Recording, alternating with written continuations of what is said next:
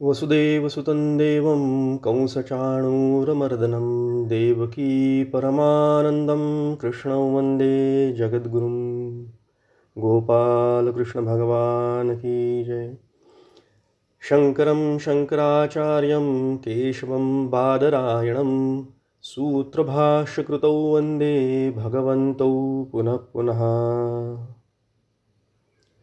गुरुर्ब्रह्मा गुरुर्विष्णु गुरुर्देवो महेश्वरः गुरुस्साक्षात् परब्रह्म तस्मै श्री गुरवे नमः। सद्गुरुनाथ महाराज की जय।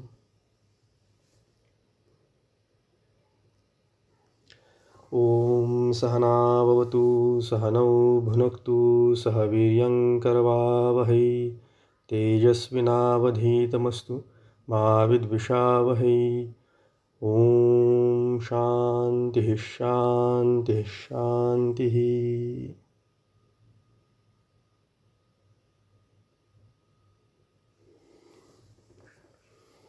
भगवान गोपाल कृष्णाच्या चरणी साष्टांग नमन। श्री सद्गुरूंच्या चरणी साष्टांग वंदन। सकल संतांना वंदन करतो। परवाच वसंत पंचमी झाली, शारदा माता, आणि आजची रथसप्तमी। आदिदेव नारायणाला सुद्धा वंदन करतो आणि उपस्थित सर्व आपण अभ्यासक, वेदांत शास्त्राचे आणि उपनिषदप्रेमी आपणा सर्व साधक बंधू भगिनींना सादर अभिवादन करतो आणि आजच्या चिंतनाला प्रारंभ करतो। आपण बघतो आहोत उपनिषदामधली वल्ली क्रमांक अध्याय 2 आणि वल्ली 2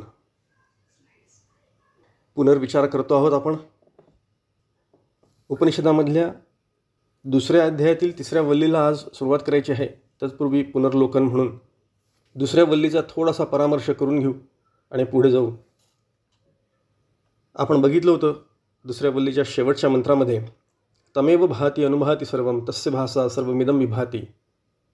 या पद्धतीने ज्या ब्रह्मवस्तूच्या प्रकाशाने हे सगळं विश्व प्रकाशित होतं, ज्या ब्रह्मवस्तूच्या प्रकाशामुळे जो अलौकिक प्रकाश आहे त्याच्या प्रकाशात आपल्याला सर्व जगताचं भान होतं, जगताची संपूर्ण जाणीव होती, सगळं काही जाणता येतं। तो प्रकाश म्हणजे माझा आत्मप्रकाश आहे, तोच मी आहे। तमेव भांती अनुभाती सर्वम तस्य भासा सर्वमिदं विभाती। अशा पद्धतीने सुंदर श्रुतिवचन आपल्यासमोर होतं, त्याचा आपण विचार केला। जगातील सर्व पदार्थ आपल्याला बघता येतात, आपल्याला दिसतात। कोणामुळे दिसतात? आपण विचार करू, डोळ्यामुळे दिसतात। इतर सगळे पदार्थ डोळ्यामुळे दिसतात, परंतु आपल्यालाच आपला डोळा बघता येत नाही। आरशात बघता येतं, ते प्रतिबिंब बघू शकतो आपण, पण हाच डोळा या डोळ्याला बघू शकत नाही। पण ज्या अर्थी आपल्याला सगळं दिसतं आहे त्या अर्थी मला डोळे आहेत, आणि ज्या अर्थी मला बघता येतं त्या अर्थी मला डोळे आहेत हे कळतं। याच्याकरता काही विशेष ज्ञान असावं लागत नाही। अगदी त्याचप्रमाणे ज्या अर्थी आपण हे सगळं अनुभव करू शकतो, बघू शकतो, त्या अर्थी आतमध्ये काहीतरी एक प्रकाश तत्व आहे ज्याच्यामुळे मला हे सगळं जाणता येतं, ज्ञान होतं। तो जो प्रकाश आहे तो आत्म्याचा प्रकाश आहे। प्रकाश असा शब्दप्रयोग आपण करतो, तो म्हणजे हा लौकिक प्रकाशातला प्रकाश नसून तो अलौकिक प्रकाश आहे। हा विचार आपण केला होता मागच्या वेळेला। त्यानंतर एक विशेष विचार आपण केला, ज्याच्यामध्ये आपण विषयसुख, निद्रासुख आणि आत्मसुख यांच्यातला भेद जाणून घेतला। सुख कशात असतं, कशामुळे प्राप्त होतं, अशी सुखाची सुंदर मीमांसा आपण मागच्या वेळेला केली। अंतःकरण चतुष्टय आणि अंतःकरण चतुष्टयाचे 4 घटक, मन, बुद्धी, चित्त आणि अहंकार, या 4 घटकांचा विचार मागच्या वेळेला आपण केला। संपूर्ण शरीरभर हे अंतःकरण व्यापून राहतं। अंतःकरण वृत्ती नावाचा जो शब्दप्रयोग आहे तो पण आपण विचार केला। एकाच अंतःकरणाचे हे 4 भाग 4 प्रकारे कार्य करतात, म्हणून याचे 4 भाग, 4 वृत्ती, मनोवृत्ती, चित्तवृत्ती, बुद्धिवृत्ती आणि अहमवृत्ती। आणि हा पण विचार केला की जेव्हा हे 4ही लीन होतात, सुषुप्तीकाली किंवा ध्यानकाली जेव्हा पूर्णपणे शांत होतात, त्यावेळेला जणू आत्मसुखाची आपल्याला अनुभूती येते। आत्मसुख जे आहे ते नित्य आहे, शुद्ध आहे, पूर्ण आहे, त्रिपुटी रहित आहे। आत्मसुख अत्यंत शुद्ध आहे, पण विषयसुख मात्र हे अशुद्ध म्हणजे दुःख मिश्रित आहे. सुख मिळतं, विषयातून देखील सुख मिळतं नाही असं नाही, पण ते दुःख मिश्रित असतं, ते अनित्य आहे, ते तात्कालिक असतं, ते अपूर्ण आहे. त्यांनी परिपूर्ण सुखाची, समाधानाची, आनंदाची प्राप्ती कधीही होत नाही.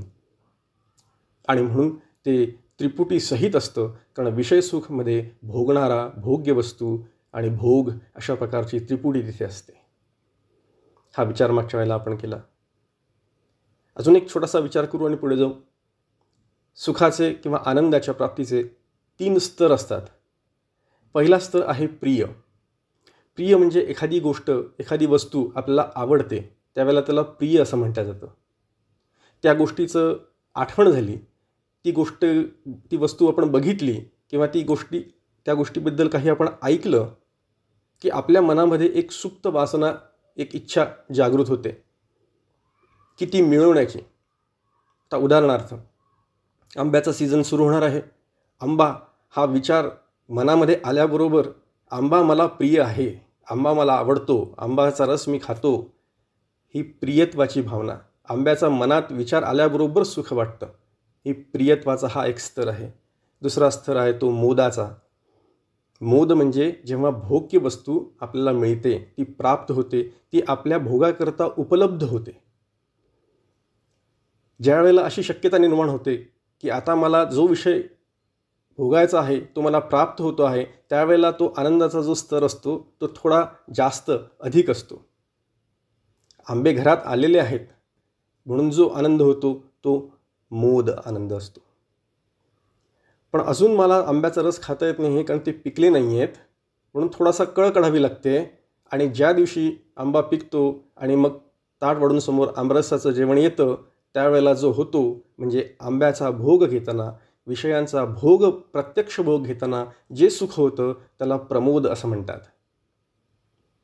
अशा पद्धतीने प्रिय, मोद आणि प्रमोद हे 3 आनंदाचे स्तर हे सुद्धा आपण बघितले होते. आता आपल्याला विचार करायचा आहे तो पुढच्या वल्लीचा. शेवटची वल्ली कठोपनिषदातली सुरू होते आहे, 2ऱ्या अध्यायातली 3री वल्ली. आता ह्यात विशेष काय सांगितलं आहे? काहीही वेगळं सांगितलेलं नाही. जे आत्तापर्यंत सांगून झालेलं आहे तेच पुन्हा तोच विषय परत वेगळ्या पद्धतीने आपल्यासमोर येणार आहेत. ब्रह्माचा उपदेश, ब्रह्मतत्वाचा उपदेश, ब्रह्मवस्तू कशी आहे, ती कशी प्राप्त करायची आणि ती प्राप्त केल्यानंतर कशा पद्धतीची अनुभूती येते, ह्याचंच वर्णन जे यमदेवांनी आत्तापर्यंत करून ठेवलं आहे तेच फक्त वेगळ्या पद्धतीने मांडण्यात येणार आहे. बघा, प्रत्येक वेळेला या उपनिषदामध्ये अनेक सुंदर दृष्टांत देण्यात आलेले आहेत. प्रत्येक अध्यायामध्ये वल्लीमध्ये एक सुंदर दृष्टांत आलेला आहे. रथाचा दृष्टांत आपण मागे बघितला होता.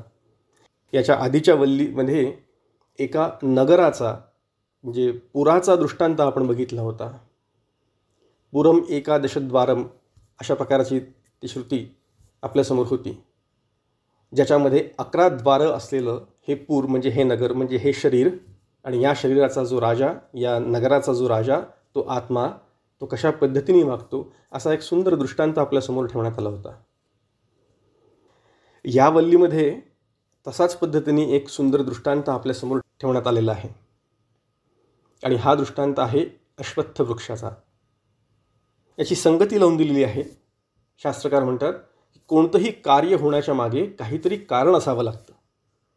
ह्या संसार वृक्षाचं हे जे कार्य आपल्याला दिसतंय, प्रतीत होतंय, अनुभवास येतंय, याच्या मागचं कारण काय, मूळ कारण काय, हे शोधायचं आहे.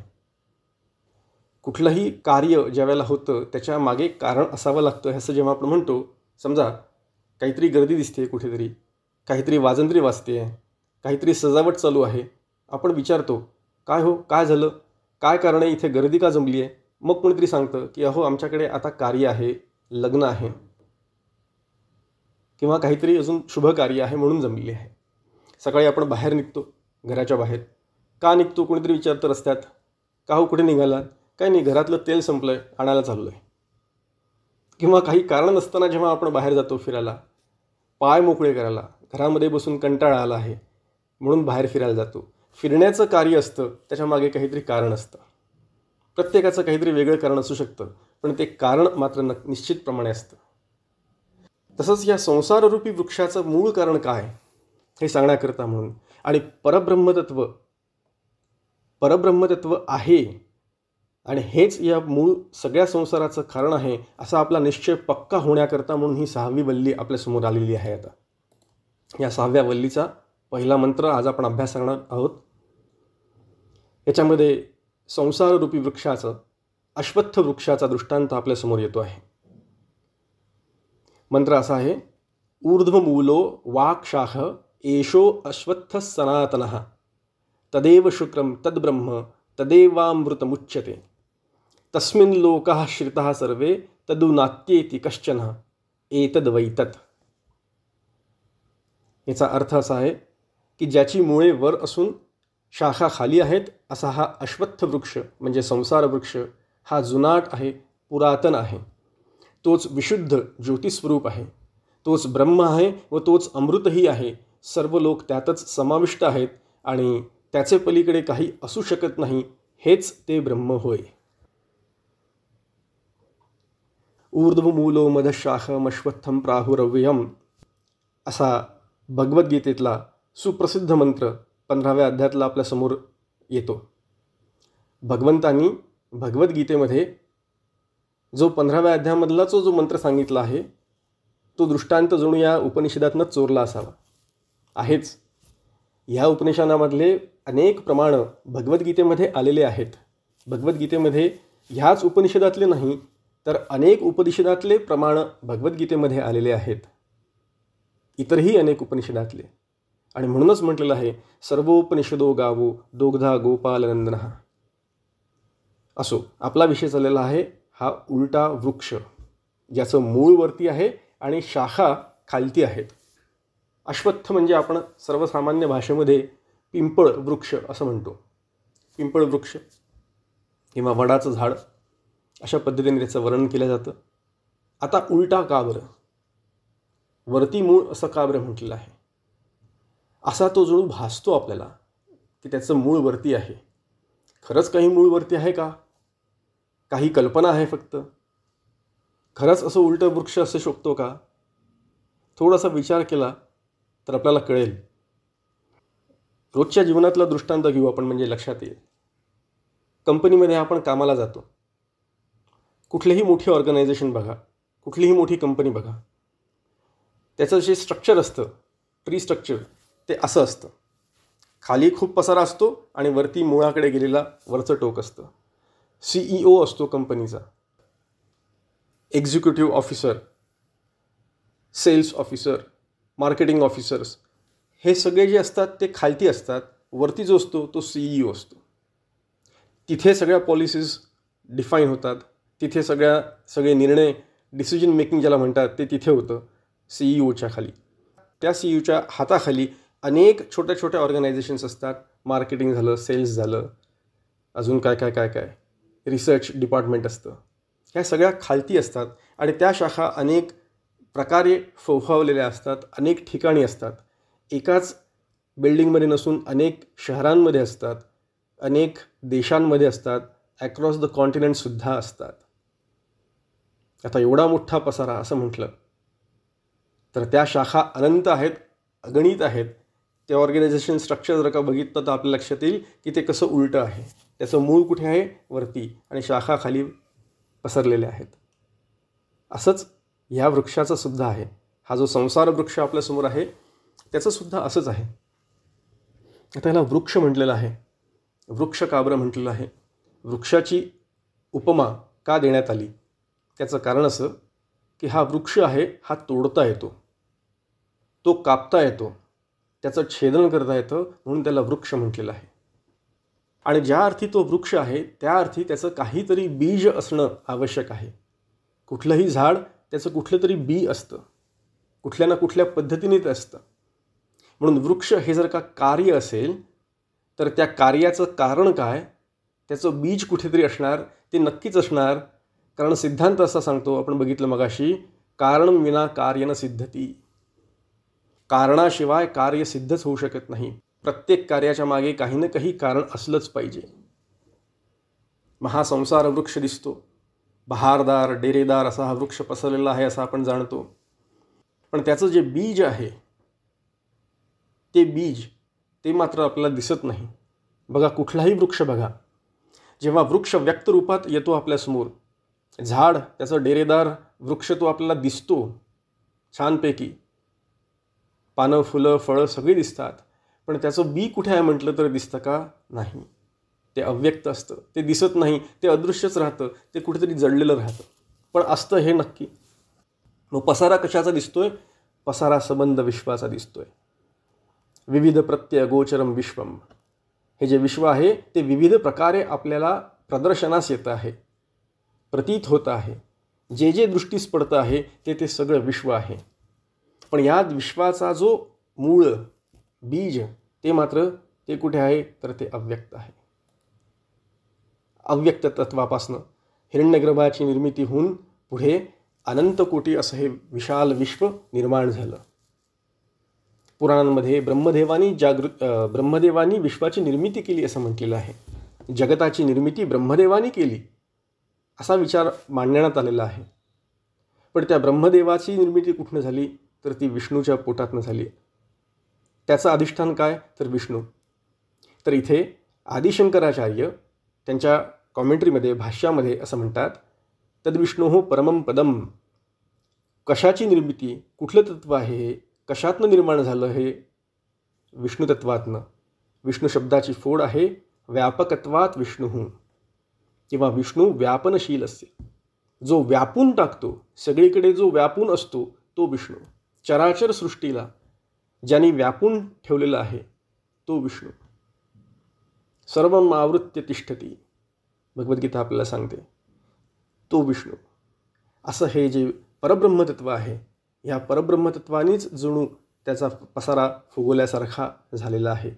कसा, का, कशा प्रकारचं त्याचं स्वरूप आहे, तो खरंच झाला आहे की नाही, इत्यादी सगळ्या प्रश्नांचे उत्तरांचा आपल्याला आज शोध घ्यायचा आहे. भाष्यकार आदिशंकराचार्य इथे म्हणतात, कशा प्रकारचा हा संसार वृक्ष आहे त्याचं सुंदर वर्णन इथे त्यांनी केलेलं आहे. खूप सखोल वर्णन केलेलं आहे. आपण त्यातले काही महत्त्वाचे मुद्दे बघू. जन्म, मृत्यू, जरा, शोक अशा सगळ्या अनर्थांनी भरलेला असं ह्या संसार वृक्षाचं वर्णन इथे केलेलं आहे. हा संसार वृक्ष कसा आहे? जन्म आहे, जरा म्हणजे व्याधी आहेत, आणि मृत्यू आहे. उत्पत्ती, स्थिती आणि लय अशा पद्धतीने हा संसार वृक्ष फलित येतोय. हेच या संसार वृक्षाचं वास्तव स्वरूप आहे. इथे या संसार वृक्षाच्या दोषांचं वर्णन केलेलं आहे. अनेक प्रकारचे दोष या संसार वृक्षात कशा पद्धतीने आहेत त्याचं वर्णन इथे आदिशंकराचार्य करणार आहेत.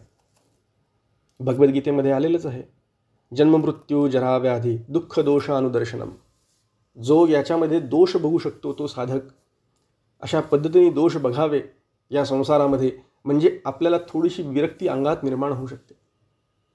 संसार वृक्ष म्हणतो तो संसार कसा आहे? संसरती इति संसार. जो सतत प्रवाही आहे, जो सतत वाहता आहे, जो सतत पुढे पुढे सरत जाणारा आहे त्याला संसार असं म्हणतात.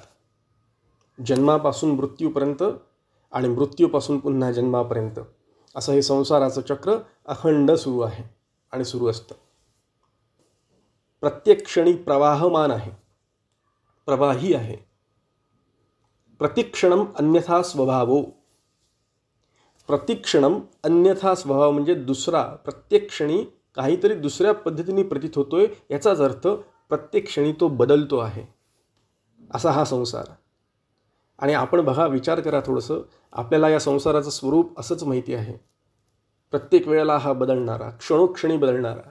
दिवसांमागून दिवस जातात, आठवड्यांमागून आठवडे संपतात, महिन्यांमागून महिने आणि वर्षांमागून वर्ष. आज सगळं काम संपून आलेलो असतो ऑफिसमधनं, असं वाटतं की आता सगळी कामं झाली. उद्या परत काहीतरी नवीन ताट पुढे मांडलेलं असतं. आज आपल्याला वाटतं सगळी कामं आटपली घरातली, उद्या परत काहीतरी नवीन वेगळ्या पद्धतीचे प्रॉब्लेम्स घेऊन नवीन पद्धतीने काहीतरी सुरू होऊन जातं. थोडासा विचार केला की आपल्याला कळेल.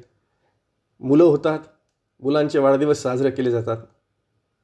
मुलं पाहता पाहता मोठी होतात. मुलं कधी मोठी झाली हे कळतसुद्धा नाही. तसंच आपलंसुद्धा होतं. आपण कधी वृद्धावस्थेत गेलो हे आपल्यालासुद्धा कळलं, आणि मग म्हणतो कधी म्हातारे झालो आपण कळलंच नाही, कधी आयुष्य संपून गेलं समजलंच नाही. असा हा संसार सतत परिवर्तनशील, सतत विकारशील, नाशवान असा हा संसार आहे. अश्वत्थ वृक्ष याला म्हणतात. त्या अश्वत्थ शब्दाची फोड जर का बघितली तर तशीच आहे. श्वहा म्हणजे संस्कृतमध्ये उद्या. श्वहा शब्दाचा अर्थ उद्या होतो. अश्वत्थ म्हणजे श्वो न तिष्ठती इति अश्वत्थः, म्हणजे जो उद्या नसणार, जो उद्या नसेल, उद्या नसण्याची संभावना असेल तो अश्वत्थ, म्हणजेच ज्याचा नाश होतो, जो उद्या टिकणार नाही तो अश्वत्थ. असा हा अश्वत्थ वृक्ष आहे. याचं मुळं कुठली आहेत, मुळांचं काय स्वरूप आहे, तर या वृक्षांची मुळं म्हणजे वासना आहेत. आपल्या अनेक जन्मांच्या वासना अशा ह्या वृक्षाची मुळं आहेत. आणि ह्या वृक्षाची मुळं तृष्णारूपी पाण्याने सिंचित पोहतात. पाणी कुठलं पुरलं जातं या वृक्षाला? तृष्णा, आशा. आपल्या अनंत जन्मांच्या ज्या वासना त्या तृष्णांच्या पायी उडून घेऊन हा वटवृक्ष फुललेला आहे, बहरलेला आहे. पण कसा आहे हा, याचं खोड कसं आहे, तर केळीच्या झाडासारखं निस्सार असं आहे. आचार्यांचे शब्द आहेत निस्सार, म्हणजे ज्यात काही सार नाही. ते खोड म्हणायला जावं तर खोड काही नाहीच, हातालाच काही लागत नाही. केळीचं जे झाड असतं त्याचं एक एक एक एक परत त्याची बाहेर निघते. आतमध्ये केळीचा जो खांब असतो, आतमधला जो स्तंभ असतो तो नसतोच. झाडाचं खोड म्हणून काही नसतंच आतमध्ये. फक्त पानं असतात, आतून पोकळच असतो. अगदी तसाच हा संसार वृक्षसुद्धा आहे, आतून पोकळ आहे. पण तरीसुद्धा हा बहरतो, फुलतो. त्याला नवीन नवीन अंकुर येतात. बुद्धी, इंद्रिय आणि विषयांचे नवीन नवीन अंकुर पल्लवित होत असतात. या संसार वृक्षावर श्रुती, स्मृती, न्याय इत्यादी ज्ञानांची हिरवीगार पाने दिसतात. या संसार वृक्षावर यज्ञ, दान, तप यांचे अनेक प्रकारचे सुंदर सुंदर फुले येतात. पानांचं वर्णन करताना श्रुती, स्मृती, न्याय, ज्ञान इत्यादी प्रकारे हिरवीगार पानांनी नटलेला हा वृक्ष आहे असं म्हटलेलं आहे. कुठल्याही वृक्षाची परीक्षा जेव्हा करतो आपण तेव्हा त्याच्या पानांवरनं केल्या जाते असं म्हणतात.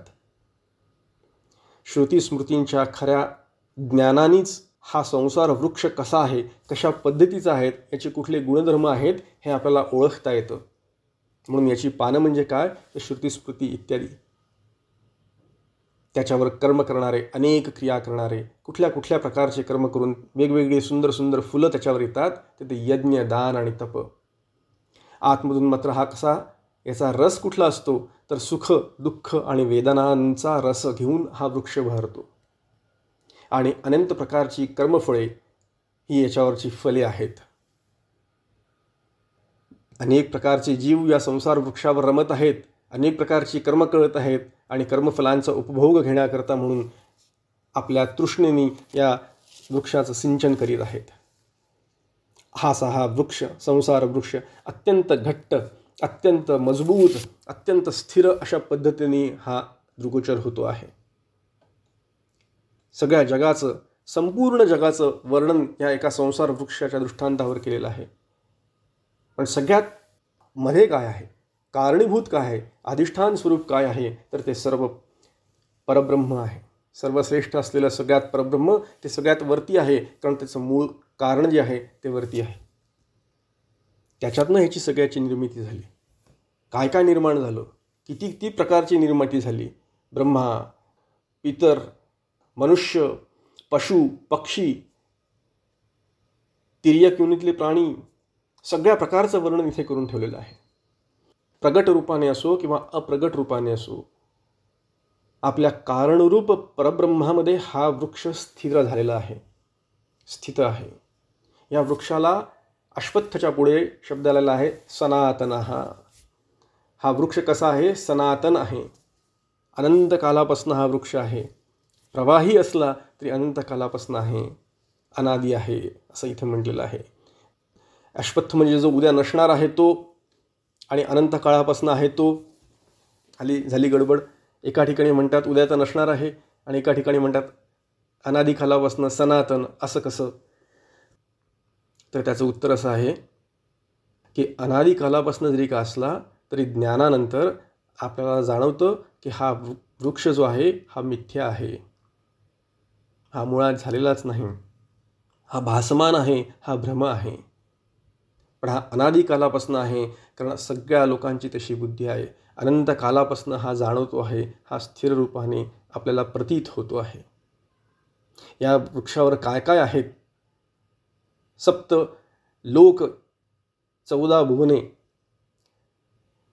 भूर भुव स्वहा, जना तपा सत्य इत्यादी प्रकारचे 7 भुवने ज्या पृथ्वीच्या वरती जे आहेत ते, आणि पातालातले सुद्धा सप्त पाताल ज्याला म्हणतो आपण ते, अतल वितल तलातल रसातल इत्यादी हे 7 पाताल, अशी 14च्या 14 भूमांनी व्याप्त असलेला हा वृक्ष आहे.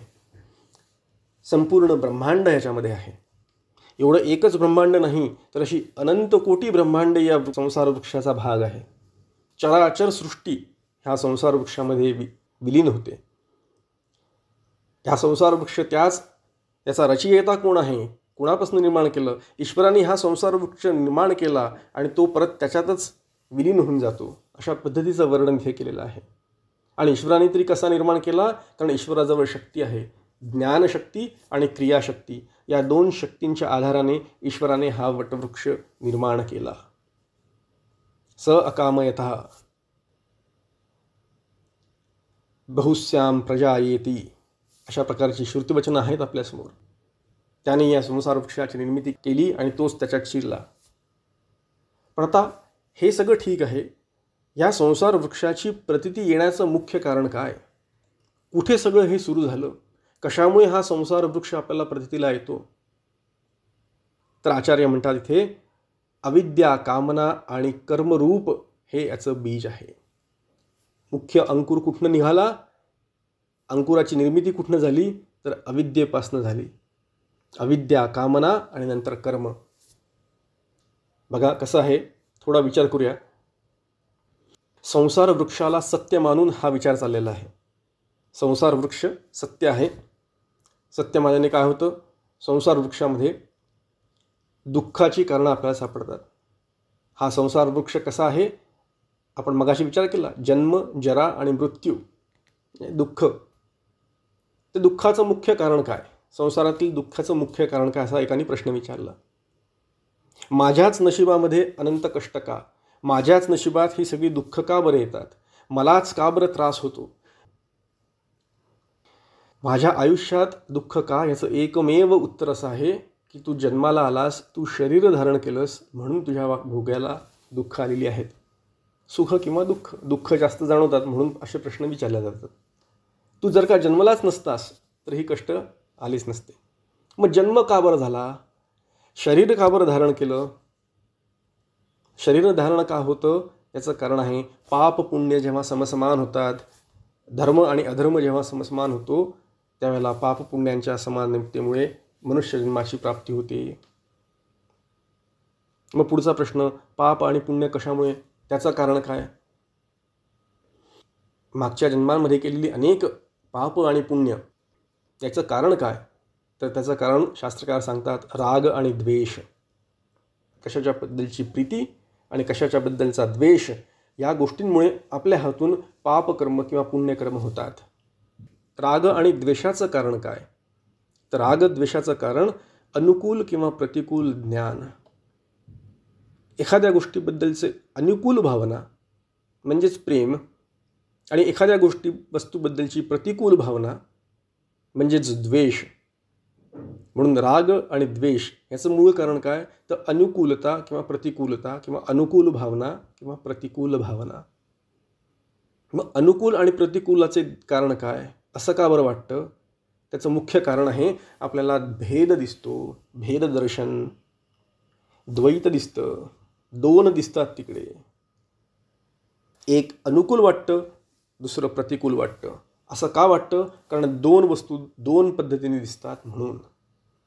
आंबा आवडीचा वाटतो आणि कारळाची भाजी जी केलेली असते, ते कारलं कसं वाटतं? प्रतिकूल वाटतं. 2 ज्या वेळेला दिसतात, भेद हे कारण आहे अनुकूल प्रतिकूलाचं. मग भेद का दिसतो, द्वैत का दिसतं, दोन का दिसतो, त्याचं मागचं कारण काय? तर भेदज्ञानाचं कारण आहे अभेद किंवा अद्वैत आत्मस्वरूपाचं अज्ञान. हे भेदज्ञानाचं कारण आहे. अद्वैत आहे, अद्वैत म्हणजे आत्मस्वरूपच सगळीकडे व्यापून आहे, हे जे ज्ञान आहे त्या आत्मस्वरूपाचं अज्ञान असल्यामुळे दोन वेगळ्या वेगळ्या गोष्टी दोन पद्धतीने दिसतात, म्हणजेच भेद दिसतो. भेद दिसल्यामुळे दोन दिसतात, दोन दिसल्यामुळे अनुकूल आणि प्रतिकूल भावना त्याच्याबद्दल निर्माण होते. अनुकूल भावनेमुळे किंवा प्रतिकूल भावनेने रागद्वेष निर्माण होतात. रागद्वेषामुळे पाप पुण्य निर्माण होतं. पाप पुण्यांमुळे आपल्याला शरीर धारण करावं लागतं आणि शरीर धारण केल्यानंतर मग या संसारातील दुःखांची अनुभूती आपल्याला होते. सुख किंवा दुःख दोन्ही. पापाचं फळ म्हणून दुःख आणि पुण्याचं फळ म्हणून सुख. अशा पद्धतीने ही सगळी साखळी आहे संसार वृक्षाची. म्हणून अज्ञान हे मूळ कारण आहे. या संसार वृक्षाचं मूळ कारण काय? मूळ बीजरूप कशामध्ये आहे? ते अंकुर कुठनं निर्माण झाला? अज्ञानामध्ये. मी मूलतः सुखरूप आहे, आनंदरूप आहे हे विसरून जाऊन सुखाच्या प्राप्तीसाठी अनेक प्रकारच्या इच्छा करायच्या आणि त्या इच्छा त्या कामना त्यांच्या पूर्तीकरता म्हणून अनेक प्रकारचे कर्म करायचे. म्हणून आधी अविद्या, नंतर कामना आणि नंतर कर्म, हे तीन सांगितलेले आहेत. अविद्येमुळे मी सुखरूप आहे हे विसरून जाऊन सुखाच्या करता विषयांपर्यंत जायचं. त्याच्याकरता म्हणून अनेक प्रकारच्या इच्छा करायच्या आणि त्या इच्छांच्या पूर्तीकरता म्हणून काम करायचे, कर्मे करायची. अशा पद्धतीने एकटा सुखरूप असून सुद्धा मी एकटा होतो, चांगला होतो, पण नाही, संसार थाटला. शब्दच आहे संसार थाटणं. आणि संसार थाटला, एकट्याचे दुःख होतो आणि मग सगळं वाढत जातं. आणि आपला सगळ्यांचा अनुभव आहे हा पसारा कसा वाढत जातो. ते हळूहळू हळूहळू सगळं एक एक पाहिजे, हे पाहिजे, ते पाहिजे करता करता आपल्या संसाराचा पसारा छानपैकी वाढतो. अगदी त्याचप्रमाणे हे संसार वृक्षसुद्धा असंच अज्ञानामुळे वाढलेलं आहे. म्हणून अनुकूल आणि प्रतिकूल ह्या कामनाच, या इच्छा, या वासना या संसार चक्राला गती देण्याचं काम करतात. भगवद्गीतेमध्ये सुंदर श्लोक आलेला आहे. कामानात्म परा स्वर्गपरा जन्मकर्म फलप्रदाम क्रिया विशेष बहुलाम भोगेश्वर्य गतिम प्रती.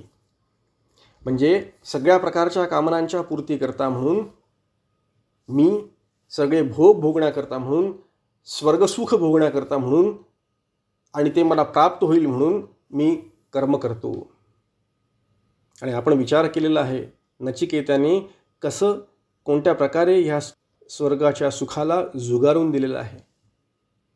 नचिकेता किती विरक्त आहे म्हणून यमदेव त्याला हे आत्मज्ञान सांगतायत. आपण जर का तसेच विरक्त असू तर आपल्याला हे आत्मज्ञान कळेल. म्हणून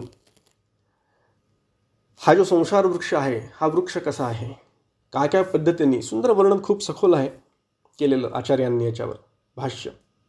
सुख दुःख, हर्ष विषाद असं यांनी युक्त असलेला हा संसार वृक्ष. अनेक प्रकारचे आवाज या संसार वृक्षावर होत आहेत. अनेक प्रकारचा गोंगाट आहे, असंख्य आवाज, संगीत.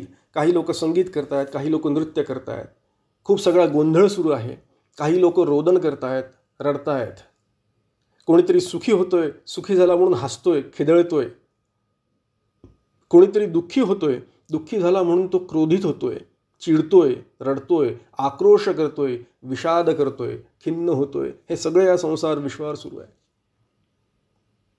इथे लोक पतित आहेत, दयनीय अवस्थेमध्ये आहेत, व्यथित आहेत. या संसार वृक्षावरचे सगळे जीव त्रस्त आहेत, दुःखी आहेत. काय म्हणतात ते? हाय हाय, सोडवा सोडवा, मला या संसाराच्या दुःखातून, संसाराच्या पाशातून सोडवा, मुक्त करा. हा हा, मुंच मुंच इत्यादी. अशा प्रकारे आक्रोश चाललेला आहे, ओरडत आहेत. आचार्यांनी इथे महारव असा शब्द घातलेला आहे. प्रचंड कोलाहल या संसार वृक्षावर सुरू आहे, कारण सगळे लोक त्रस्त आहेत. सगळ्या प्रकारचे स्वर्ग, नरक, तिर्यक योनी, भूत योनी, प्रेत योनी इत्यादी सगळ्या शाखासुद्धा या संसार वृक्षावर आहेत, त्यांच्यासुद्धा शाखा आहेत. अशा प्रकारचा अत्यंत दयनीय असं विदारक चित्र संसार वृक्षाचं इथे केलेलं आहे. या संसार वृक्षातनं सुटका कशी करून घ्यायची, कशा पद्धतीने या संसार वृक्षाला छेद द्यायचा, कसं तोडायचं, तर भाष्यकार सांगतात इथे वेदांत भीतम ब्रह्मात्मदर्शनम असंग शस्त्र कृतोच्छेद असंग शस्त्रेण दृढेन छित्वा.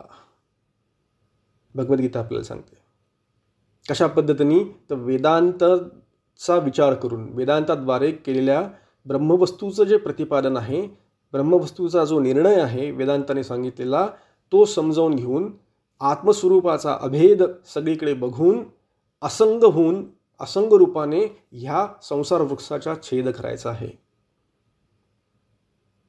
असंगता म्हणजे काय? असंगत्व. असंगत्वाचा सरळ सरळ साधा अर्थ घेतला तर वैराग्य असा होतो. सगळ्या गोष्टींपासून असंगत्व. कितीतरी गोष्टींचा संघ आपण घेतो. अगदी या शरीराचा संघ, मी देह आहे हा पहिला संघ आपल्याला जडतो. त्या देहापासनं, ह्या शरीरापासनं मी माझं माझं करत आपण अनेक प्रकारच्या गोष्टी गोळा करून त्यांचा संघ आपण करतो, साठवतो, ज्याला म्हणतो आपण.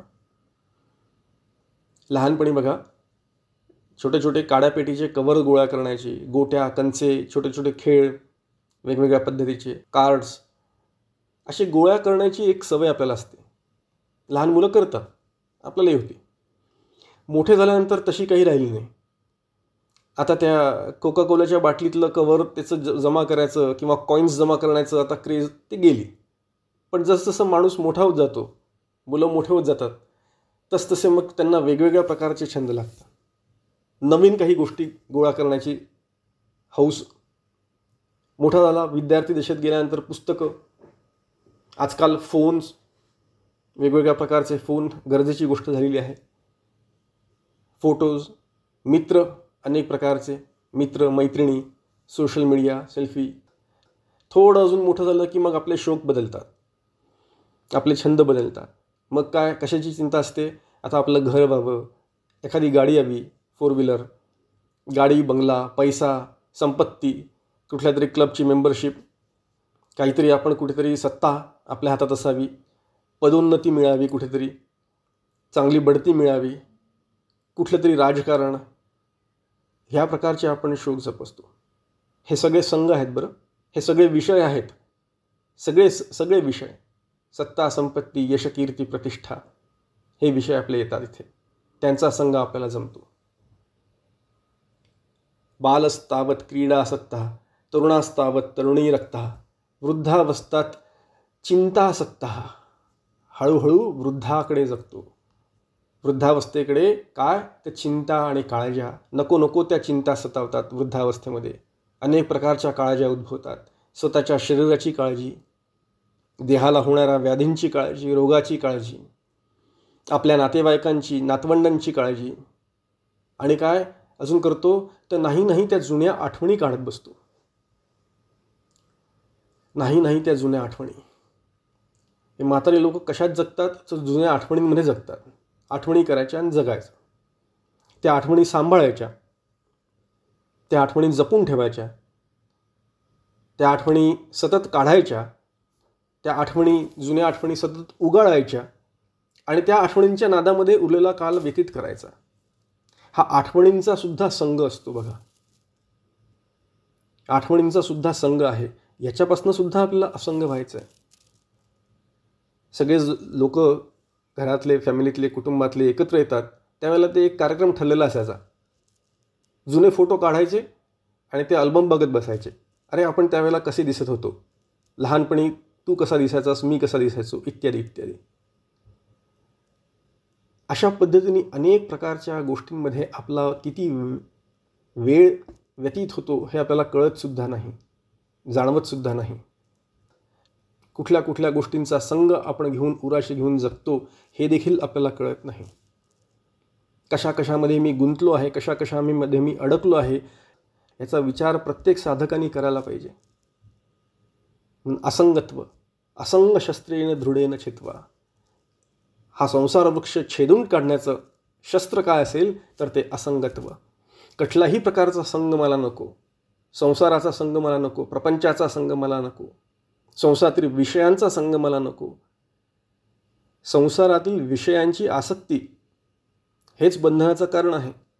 ती आसक्ती नसली तर मी त्या विषयांपासून असंग आहे. म्हणून दृढ वैराग्य, दृढ असंगत्व हे असल्याशिवाय मनुष्य, साधक, उपासक या परमार्थाच्या मार्गावर काहीही प्राप्त करून घेऊ शकत नाही. दृढ वैराग्य हे परमार्थशास्त्राला अत्यंत आवश्यक असं आहे. म्हणून आपण बघतो बघा, विवेक, वैराग्य, शमादिष्टक संपत्ती आणि मुमुक्षुत्व. यातलं विवेक आणि विवेकानंतर वैराग्य, हे वैराग्य हे म्हणजे खूप महत्त्वाचं आहे. असंगत्व.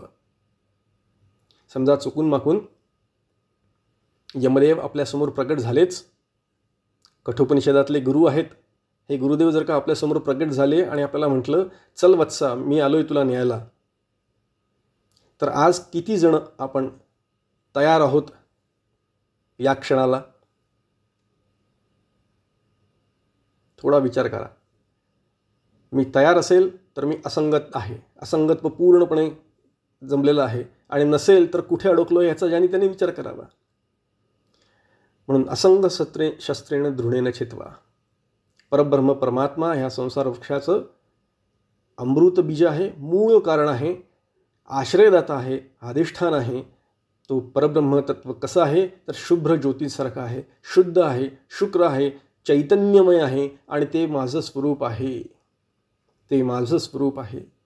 हा संसार वृक्ष तिथूनच निर्माण झाला आणि परत तिथेच जातो. सर्वं जगदिदं तत्वोस्तिष्ठति, सर्वं जगदिदं तत्वो जायते, सर्वं जगदिदं तत्वोस्तिष्ठति, सर्वं जगदिदं त्वयि लयमेष्यति. सगळ्या जगाची निर्मिती तिथनंच होते, तिथेच ते जग राहतं, तिष्ठती वास करतं, आणि लयमेष्यति म्हणजे तिथेच त्याचा लय होतो. कशामध्ये? त्याच परब्रह्मत्वामध्ये. पण आता ह्या संसार वृक्षाचं स्वरूप कसं आहे? स्वरूप कसं आहे सांगतात तर मुळात हा संसार वृक्ष मिथ्या आहे असं सांगितलेलं आहे. हा भ्रमरूप आहे, वास्तविक हा झालेलाच नाही, स्वप्नवत आहे. स्वप्नवत म्हणजे स्वप्नात जसं आपल्याला सगळं खरं खरं वाटतं आणि स्वप्नातनं जाग आल्याबरोबर लगेच कळतं की अरे हे तर सगळं खोटं होतं, मिथ्या होतं. अगदी त्याचप्रमाणे हा संसार वृक्षसुद्धा आहे. सुप्रसिद्ध वचन इथलं, वाचारंभणं विकारो नामधेयम. भाष्यकार म्हणतात, अनृतम अन्यदत्तो मर्त्याम.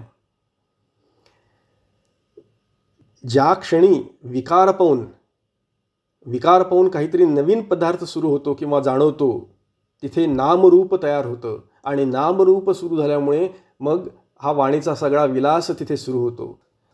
आपण काहीतरी शब्द देतो त्याला, त्या आकाराला, त्या रूपाला, आणि मग वाणीचा विलास तिथे सुरू होतो. वाचारंभणं विकारो नामधेयम.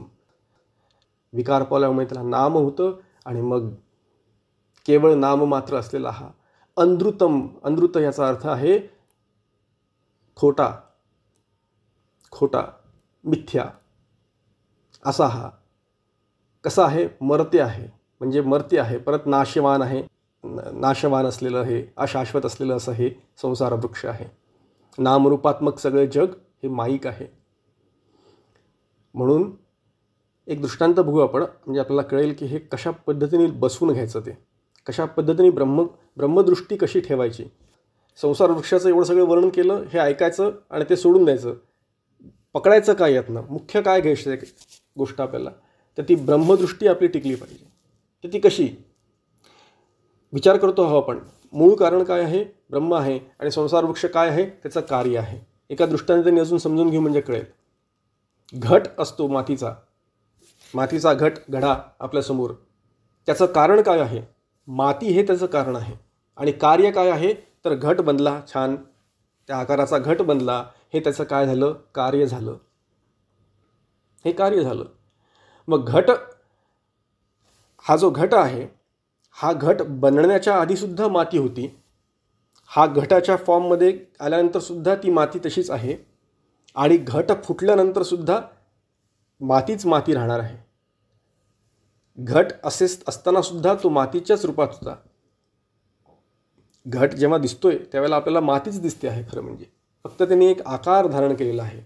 त्या मातीने तशा विशिष्ट प्रकारचा आकार धारण केल्यामुळे आपण त्याला घट म्हणतो. थोडा मोठा असेल तर आपण त्याला माठ म्हणतो, अजून त्याच्यापेक्षा मोठा असेल तर रांजण म्हणतो, छोटंसं असेल तर त्याला बोळकं म्हणतो आपण. मातीच सगळीकडे आहे, पण नाम आणि रूप बदलतात. आकार ज्या पद्धतीने बदलतो, रूप ज्या पद्धतीने बदलतं, त्याप्रमाणे त्याचं नामसुद्धा बदलतात. वाणीचा विलास तिथे सुरू होतो.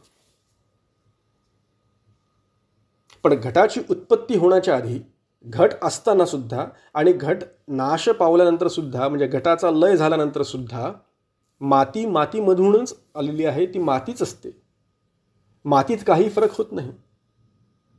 घट उत्पन्न झाला, तो टिकला आणि तो फुटला, असं जरी का असलं तरी त्याच्या आधी, त्याच्यानंतर आणि घट फुटल्यानंतरसुद्धा किंवा घट असतानासुद्धा माती माती स्वरूप आहेच. म्हणून घटाच्या उत्पत्तीच्या आधी अभाव, प्राक अभाव, घटाच्या नंतर प्रध्वंस अभाव, आणि घट आहे तरीसुद्धा माती त्या रूपात आहेच. म्हणून मातीला हे कुठलेही अभाव लागू होत नाहीत. 4 प्रकारचे अभाव आपण मागे विचार केलेला आहे याचा. म्हणून देश काल वस्तू परिच्छेद रहित असलेलं हे ब्रह्मवस्तू, ज्याला 4ही प्रकारचे अभाव नाहीत, अशा प्रकारचं ही वस्तू, ही परब्रह्मवस्तू आहेच आहे. त्या मातीला, त्या परब्रह्मवस्तूला भूत भविष्य आणि वर्तमान हे काळ लागू होत नाहीत. भूत भविष्य वर्तमान काळ हे त्या घटाला लागू होतात. आता घट बनला, भूतकाळात तो नव्हता. आता घट फुटला, आता भविष्यकाळात तो नसणार आहे. आता दिसतोय घट, हा वर्तमान काळ झाला घटाचा. हे त्या घटापुरतेच मर्यादित होतात. म्हणून हा संसार जो दिसतो आहे, हा संसार वृक्ष जो आपल्याला जाणवतो आहे, तो जाणवतो आहे. त्याच्याकरता भूत भविष्य वर्तमान हे जाणवतं आहे.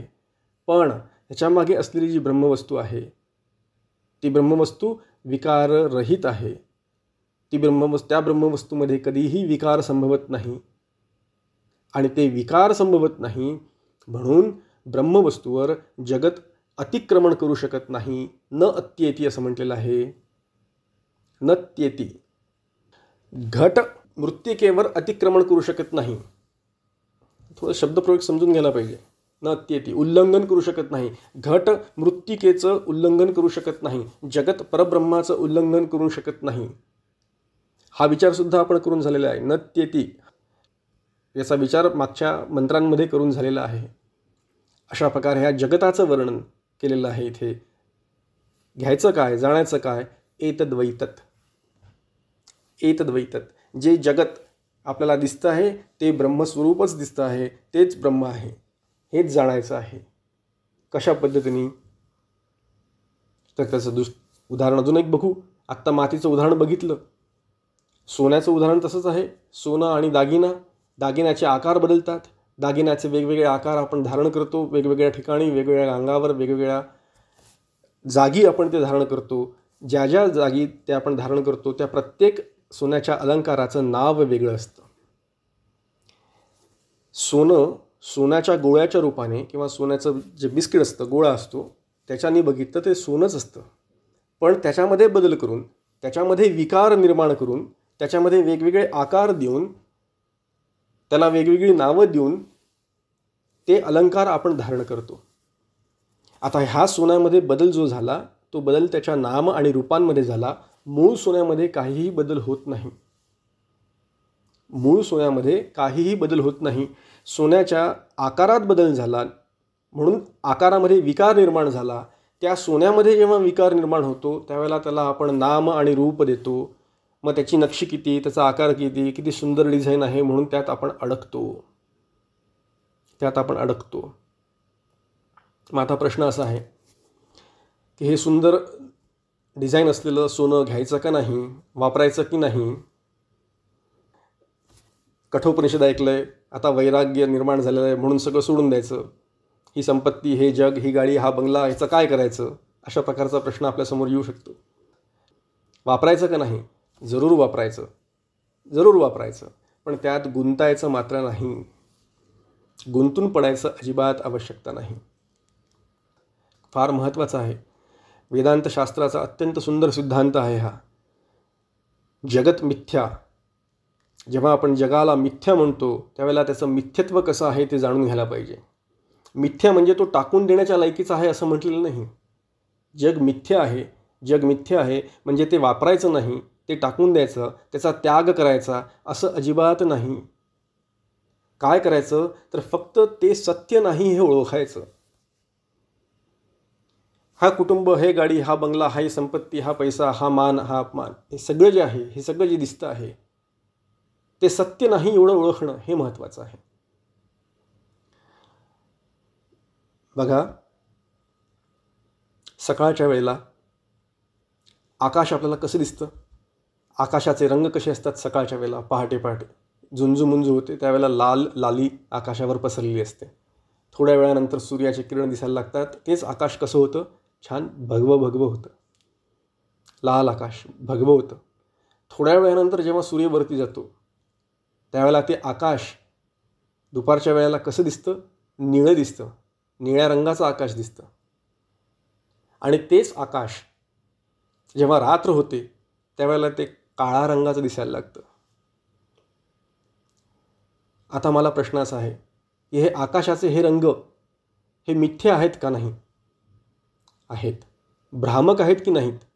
आहेत. बरोबर आहे. पण आकाशाचे रंग बदलतात त्यावेळेला आपल्याला त्रास होतो का?